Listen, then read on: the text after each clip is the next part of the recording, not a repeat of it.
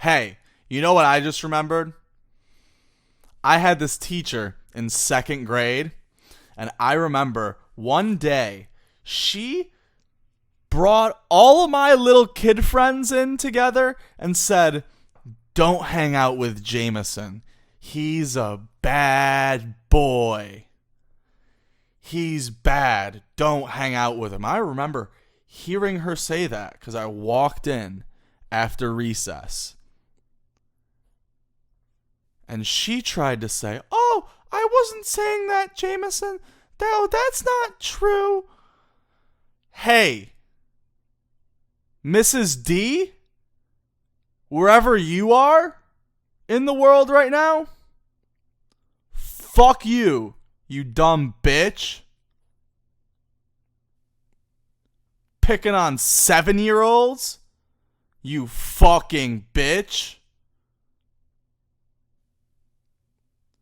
And guess what, Mrs. D? I remember later that year, you went through a divorce. Serves you right, you fucking bitch. I hope you never find a husband again. I said it. And if you did, I hope he sees what kind of person you are. And then he leaves your ass too. Were you beefing with a fucking 7-year-old? You can't handle a fucking 7-year-old? And now you gotta tell his friends he's a bad person and that they shouldn't hang out with him? Guess what, Mrs. D? They were still my fucking friends. And you're still a fucking bitch. So yeah, I'm glad your husband divorced you. Because you deserve it.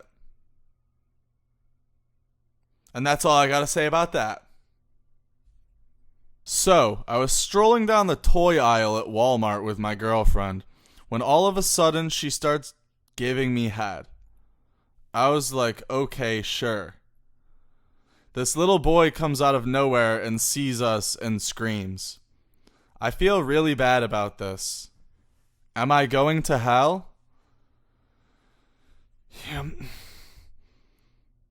I don't know what the fuck you or your girlfriend are thinking in Walmart, but it's not a brothel. And the toy aisle is for Legos and Buzz Lightyear action figures and Play-Doh and anything but fellatio. Really? Why would you can't just start fucking. And you didn't think that the toy aisle. Who buys toys? Who buys toys? Stupid. Kids. You fucking sex offender. If I was with my girlfriend and I was in the toy aisle at Walmart and she tried to pull my pants down, I wouldn't just be like, okay, sure. Because I don't want to have to register my name as a dick predator.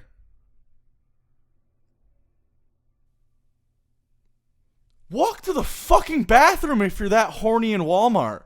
And if you're that horny in Walmart, maybe you're disgusting. Maybe you should get some help, you know? Would you go to get some fucking Stella Doro cookies? Some fucking peanut butter and Oreos? And then you walk through the kids aisle and you decide, well, might as well give and receive some head.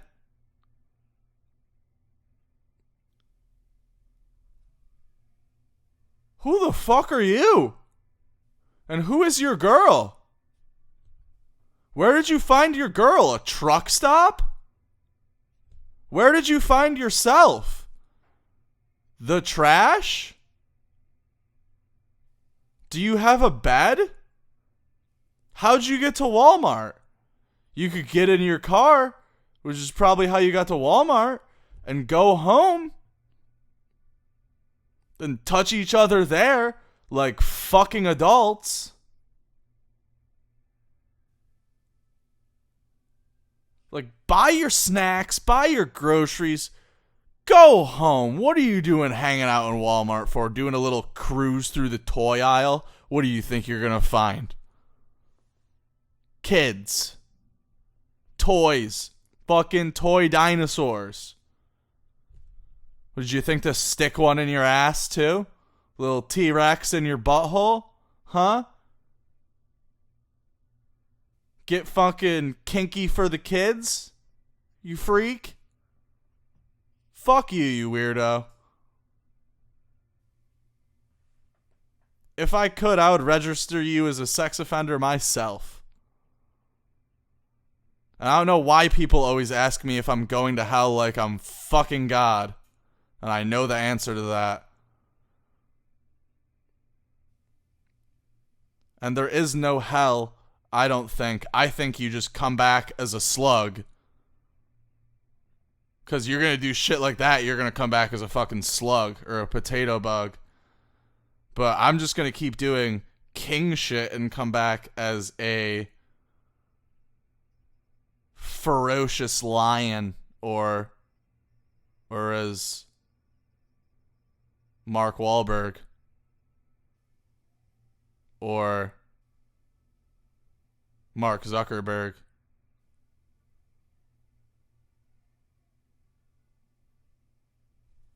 I have a bearded dragon, and somehow it managed to hang itself. What is this a sign of? Well, I saw on Twitter, someone said seasonal depression and social distancing depression are gonna combine, and it's gonna make for the biggest of sads. So you know what that says is I think that even the cold-blooded can feel the change in the air, and they're struggling too, man. So if you got a bearded dragon, if you got a leopard gecko, if you have a green anole, if you got a snake, dude, I think now really is just kind of the time to just listen to them. What do they have to say? Maybe they have something they have to get off their chests. And right now, you just need to be a listening ear for them. 'Cause we're all going through it right now. And you gotta help them out if you really love them. But I mean, yours is dead though, 'cause he successfully hung himself. I don't know how, probably from a vine of some sort that you threw in there thinking, oh, Clarence is gonna like this little vine tree I put in here for him. He'll love that in his little glass box. And then one day, Clarence just ended up saying, I'm done with it. I'm done with it. I'm smart enough to take this vine and say, it's time to wrap it around my neck. And it's time to move on to the next world. Hopefully, where Clarence can talk to other lizards within 6 feet of them and things of such. And yeah, if you're a human and you're thinking about ending it, I don't think you should. And here's what I gotta say about that is that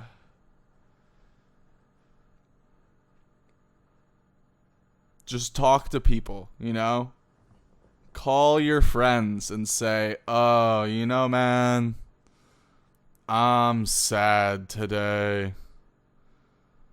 And just talk about your feelings. It's healthy. And if anyone is actually your real friend and they get a call from you and hear that you gotta share their feelings with them, that you got some stuff to get off your chest, they're gonna listen. And if they don't care and they don't want to listen or whatever, that's a great way to find out, oh, that's not actually my friend. And then you know what? 7, almost 8 billion other people out here. You can go find some new ones that maybe actually really give a shit about you. That's one thing about friends around this age, too, is like, how do you know they're real? Well, you gotta find out. Because a lot of people just want a fun time and someone to brag to. So this is really, it's a good time to let out what you gotta let out and see who's there for you. See who you can trust. See who you can, is gonna be a good, positive person to keep in your life. Friendship wise. And you know what else? If you're getting sad, dude, get the juices flowing. All right? And I'm not going to sit here and act like I'm above sadness. Hell, I'm sad all the time. I'm actually a very sad person, which is what makes me who I am, and it's probably that sensitivity and sadness that makes me able to come up with these things to make people laugh, you know? That's part of my makeup. But I've had to develop some ways to deal with that. Big one. Get the blood pumping. Dude, I've said it a million times. I'll say it again. Go for a jog. If you're sitting on your bed and you're like, you set up a noose and you're like, all right, well, goodbye, cruel world. Take a second before you put your head through that noose and then kick the fucking bucket out from under your legs. Take a second before you get in that noose. Walk outside. And then just start chugging. Chug that ass for about a mile minimum. 2 miles. Then come back into your house, look at that noose, and ask yourself, do I really want to put my big, beautiful head in this right now? And then choke to death, gasping for air, and kicking, and trying to not die, and then have my loved ones come in and see my big purple head about to explode. Because people love you here, you know? And I say, hell, maybe no one loves you. Maybe literally no one loves you. But you know what? People will. People will. You gotta go. Like, there's so many people to meet in this world. Take the time, my friend. Branch yourself out. See who you meet if no one loves you. There's always hope. Even if you're a lizard, there's always hope. If you're a lizard in a fucking box. I feel like a lizard in a box. You know? Like, you're really still supposedly not supposed to fucking talk to anyone or hang out with anyone. I just want to fucking drink a beer, dude. And go, ah! In a fucking crowd of people and just feel human again. Yep. But, you know what? for whatever reason, that's still not the case. So we're all more or less in the same boat on this. We're in the SS Earth, cruising through the Milky Way galaxy at 40 knots. And you know what?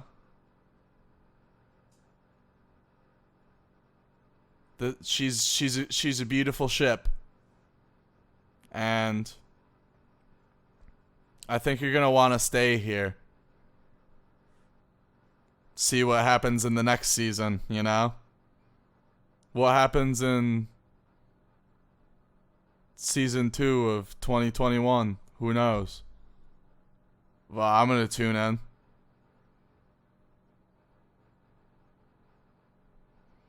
Yeah. Don't kill yourself is really the point of that is to not kill yourself, you know? Yeah. Okay, not a very exciting story, but I've been hooking up with this guy, and every time he drinks, he pisses the bed. Not my bed, his bed, but I'm nervous about confronting him about it. What should I do? Oh, so you're nervous about confronting someone who urinates on you every night? Honey, sack up and go tell him that he's got to fucking piss before he goes to bed. It's not rocket science. Like, problem can be solved. Sounds like he's just doesn't have his shit together. When he gets drunk as balls, how about you tell him, hey, before you lay down next to me and piss on my leg at 3:42 a.m., how about you go visit Mr. Toilet and do it there? Easy fix. Tell the man to use the fucking toilet. I've had friends with this issue, and it's crazy the things that can happen when you use the fucking John before you go to bed. Otherwise, keep getting pissed on and then washing his sheets afterward. Fine by me, I don't care. But if you don't want to sack up, Sally, and fucking talk to your man about pissing all over you, then I can't help you. When I was 15, I got blackout drunk at this party and threw up all over my boyfriend and kissed his friend before I threw up, LOL. He broke up with me the day after that, and since then, I can't drink more than 2 or 3 beers because I'm scared it will happen again. And the hangover was so bad. For real, I'm 21 now, so I only stick to weed. Do you have a few tips to be better at drinking? Okay, well, step 1, don't try and I kissed my boyfriend's friend and I didn't mean to or anything. I was just so drunk. I fucking hate girls like that, dude. I hate that shit so much. You knew what the fuck you were doing. You're just not a nice person. That's what you are. I was so drunk, I didn't even know. I didn't even know what was happening. I just started deep-throating him. I didn't even mean to. Jameson, forgive me. His dick just ended up in my pussy. And I didn't even want it. But I'm sorry. Get your shit together.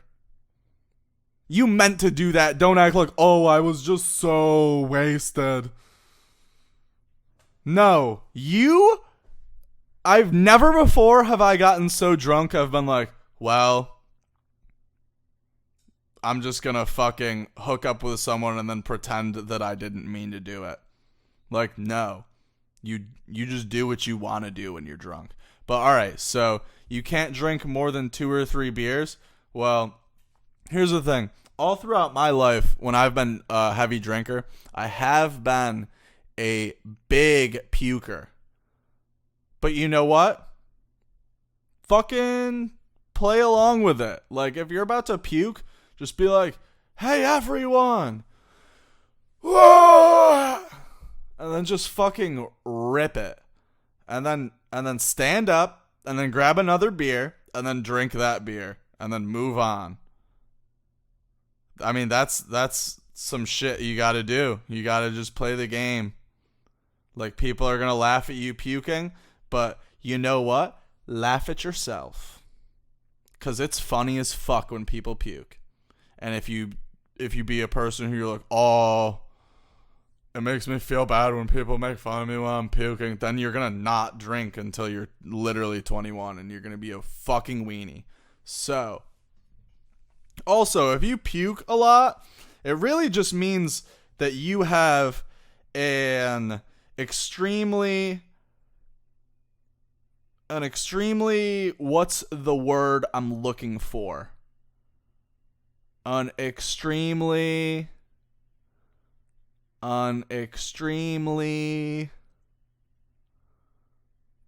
your body works good, okay? You metabolize shit fast, because alcohol is a toxin, and if you puke a lot when you drink, you're just getting that toxin out of your body. Your body is a temple. So you know what you do in that situation? Drink more until you get used to it, and then you can be in less good of shape and then drink more. You got to condition yourself to have your body be shittier, and then you can drink more because you are now used to it. And then you'll stop puking as much. Like, right around like the end of college, I wasn't really puking that much anymore.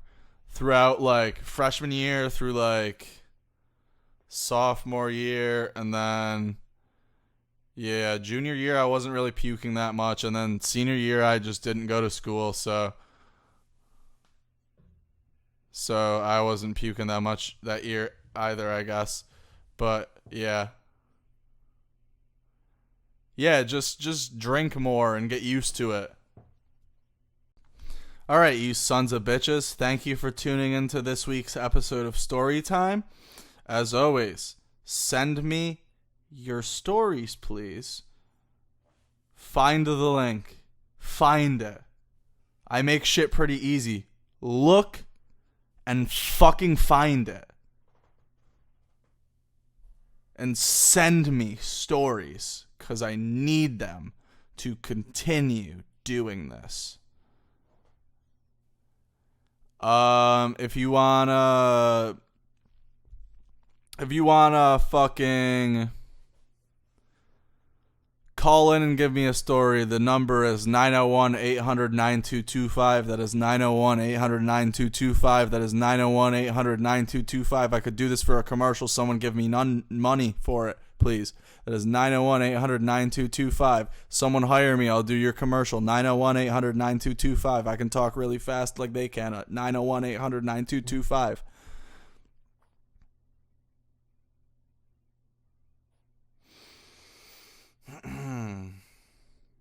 All right, people. I'm going to go smoke some weed with my girlfriend. See you next week.